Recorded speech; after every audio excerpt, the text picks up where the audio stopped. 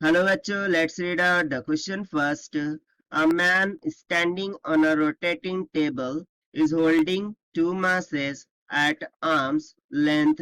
So एक man है, उसके दोनों ही आर्म्स में दो मैसेज है, वो रोटेटिंग टेबल पर स्टैंड कर रहा है. Without moving his arms, he drops the two masses. His angular speed will. So basically, जब वो masses को ड्रॉप कर देता हूँ विदाउट मूविंग, सो उस टाइम पर एंगुलर स्पीड क्या हो जाएंगी वो हमें कैलकुलेट करना है. तो चलिए देखते हैं हम सॉल्यूशन से. But before of its let's talk about the key concept which we are going to use here for this question. So यहाँ पर देखिए, इनिशियल केस बोलूं या फिर फाइनल केस बोलूं, यहाँ पर कोई भी किस्म का एक्सटर्नल टॉर्क लग रहा है क्या? नहीं. यानी कि if there is no external torque, so conservation of angular momentum हम लगा सकते हैं. So according to conservation of angular momentum, L equals to क्या होता है? I into omega. So this is going to be equals to constant here.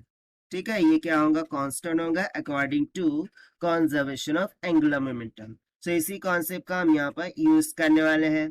तो सबसे पहले तो सिनारियो क्या है बन रहा है उसे हम ड्रॉ करके देख लेते हैं. सो लेट्स सपोज कि कुछ इस तरीके से रोटेटिंग टेबल है, ठीक है, जो कि रोटेट हो रहा है about its axis with angular velocity. ठीक है, सो जो भी इनिशियल एंगुलर वेलोसिटी होंगी उसको हम मान लेते हैं ओमेगा की. अब यहाँ पर सेंटर में कुछ इस तरीके से मैन होगा. ठीक है, मैन खड़ा है, ठीक है, इस तरीके से, और उसके दोनों ही हैंड्स में मासेस है. ठीक है, वो इस तरीके से होल्ड करके खड़ा है. अब वो जब इन मासेस को ड्रॉप कर देगा तो उसके बाद एंगुलर स्पीड क्या होगी वो हमें बतानी है. तो इसके लिए मैं बोल देता हूँ कि स्मॉल मासेस जो है उनका मास m मान लिया, और जो रोटेटिंग टेबल था उसका मास मैंने कैपिटल M मान लिया. ठीक है, सो यदि मैं इस रोटेटिंग टेबल के लिए मोमेंट ऑफ इनर्शिया कैलकुलेट करूं with the masses in the hand of man, so वो क्या हो जाएगा? सो एक तो मोमेंट ऑफ इनर्शिया हो जाएगा रोटेटिंग टेबल के लिए, that is M capital R का स्क्वायर डिवाइडेड बाय 2, जहां पर R ये डिस्टेंस होगा from the rotational axis, plus 2 times of M R का स्क्वायर, और ये मोमेंट ऑफ इनर्शिया होगा इन दो मासेस के कारण से, और स्मॉल r क्या हो जाएगा? Distance from the rotational axis.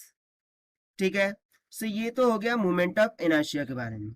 But जैसा कि हमने कंसेप्ट में लिखा है, क्या लिखा था कि एंगुलर मोमेंटम इज कंजर्व्ड, यानी कि I इंटू ओमेगा ये किसके इक्वल होगा? कांस्टेंट होगा.